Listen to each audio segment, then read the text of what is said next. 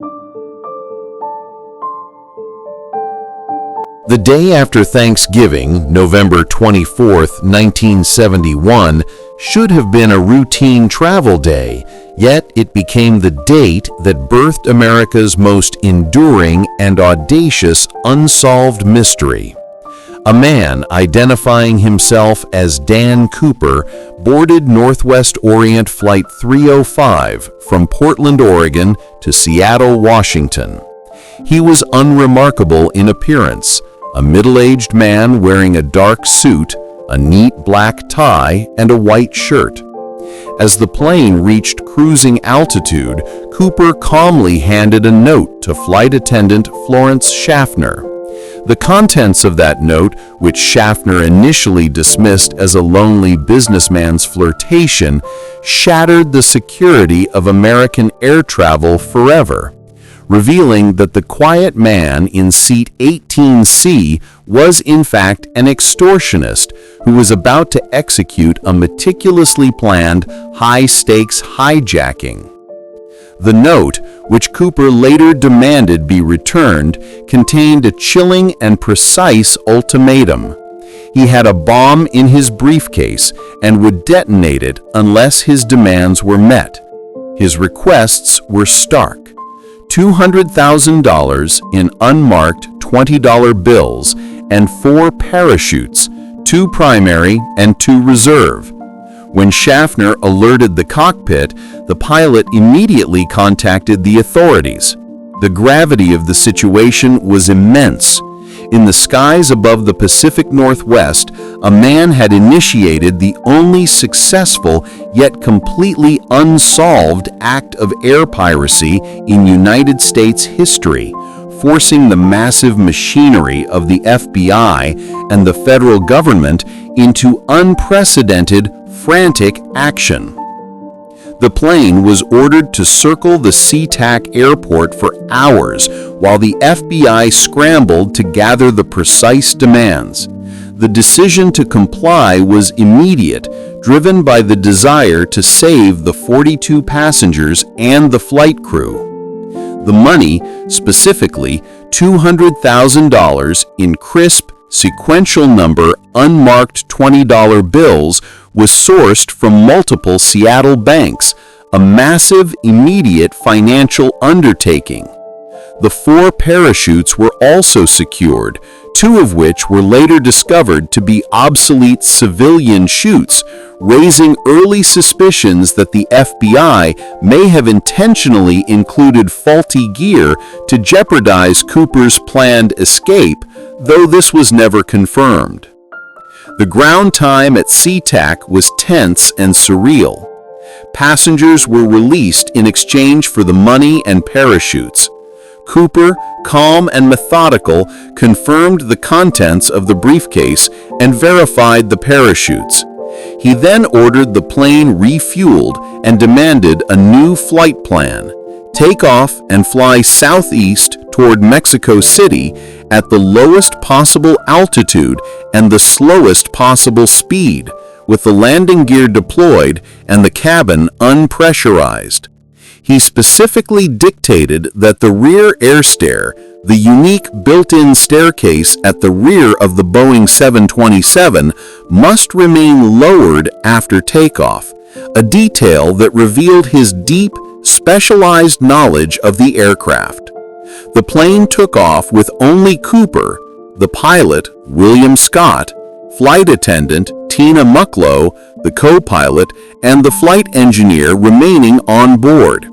As the plane flew over the dense, forested terrain of southwestern Washington, Cooper ordered the remaining crew to stay in the cockpit. Around 8:13 p.m., somewhere over the treacherous dark forests between Seattle and Reno, Cooper lowered the rear air stair. He was last seen by Mucklow strapping the money bag to his body, securing one of the parachutes, and preparing to step out into the ferocious 150-knot winds and freezing conditions of the night sky. The crew in the cockpit only realized Cooper was gone when the tail of the plane suddenly pitched upwards, a phenomenon caused by the sudden release of the 200-pound weight of the man and the parachute on the tail.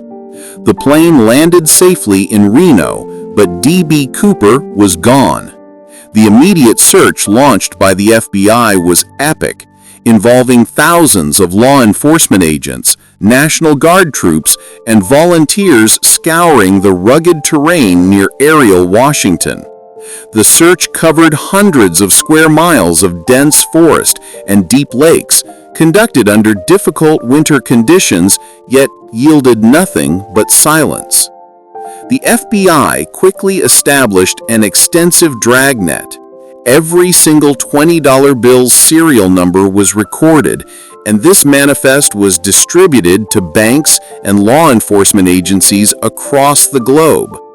Cooper was described as being in his mid-40s, approximately 5'10" to 6'0" tall, and exhibiting a calm, intelligent demeanor, suggesting he was likely ex-military, possibly Army paratrooper, or someone with specialized training in aviation or skydiving. However, the name Dan Cooper was a false identity. The press incorrectly later named him D.B. Cooper, a moniker that stuck and became part of the enduring legend.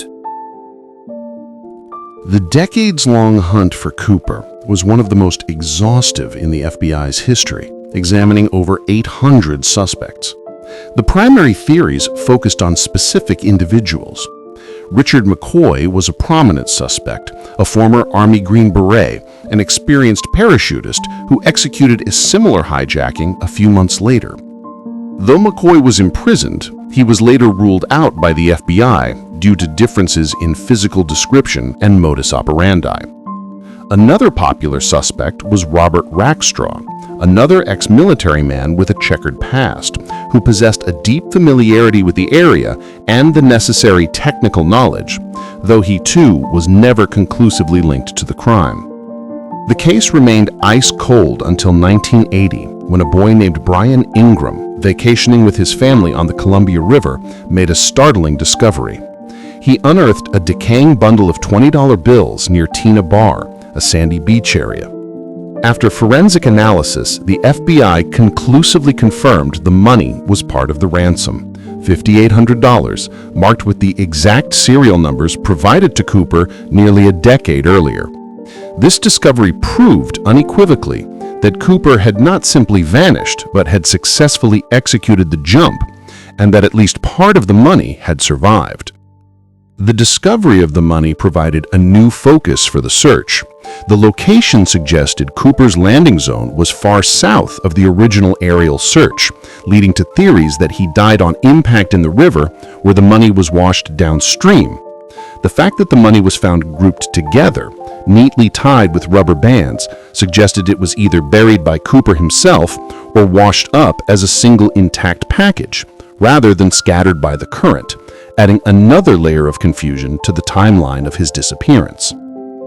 The most crucial piece of physical evidence that survived was the clip-on tie Cooper left on his seat. In the early 2000s, forensic scientists extracted trace elemental evidence from the tie, specifically fragments of rare earth elements, titanium, and stainless steel alloys. This unique particulate signature strongly suggested that Cooper may have worked in a specialized manufacturing or chemical plant, possibly in the defense industry, which would align with the theory that he possessed specialized knowledge about aircraft. This forensic clue, however, never provided a definitive suspect match. The Boeing 727 itself was a crucial piece of the puzzle. Cooper chose the aircraft specifically because it was the only commercial plane at the time equipped with a rear air stair that could be lowered in flight, a critical technical detail. Furthermore, the 727 had specific flight envelope limitations when flying at low altitude with the gear down, which Cooper knew and exploited. This highly technical knowledge strongly supported the theory that the hijacker was an insider, perhaps a former crew member, a mechanic, or a flight engineer, who understood the operational characteristics of the aircraft. The cultural impact of D.B. Cooper has been immense. He became a folk hero, a figure of anti-establishment defiance who successfully robbed the government and escaped into the wilderness, symbolizing the ultimate triumph of the individual against authority.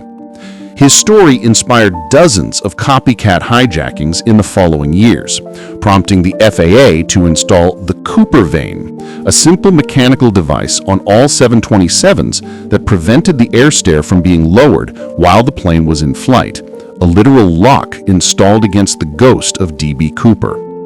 The FBI officially suspended active investigation in 2016, declaring that all viable leads had been exhausted, but the case remains open in their files. The decision sparked controversy, as many citizen investigators, known as Cooperites, continue to dedicate their lives to solving the mystery, driven by the belief that the government gave up too soon. The enduring public fascination is fueled by the fact that the answer likely lies within the small circle of men who had the necessary training, access, and nerve to pull off the perfect crime. The mystery of D.B. Cooper is unique because the crime was a financial success, but a logistical enigma. Did he survive the jump? Most experts agree the chance of survival was incredibly slim due to the cold, the darkness, and the high-speed winds. Yet, the discovery of the money suggests that he either died shortly after landing or was rescued by an accomplice waiting on the ground, adding a conspiratorial layer to the tale of a lone sky pirate. The final piece of the legend is the fact that the vast majority of the $200,000, approximately $194,200, remains missing. If Cooper did survive, he successfully evaded detection and spent his ill-gotten gains in secret. If he died, the money remains lost somewhere in the rugged, unexplored wilderness of the Pacific Northwest, a tantalizing treasure hunt that keeps the legend of the ghost in the sky perpetually alive. To this day, the true identity and fate of D.B. Cooper remains the FBI's only unsolved skyjacking.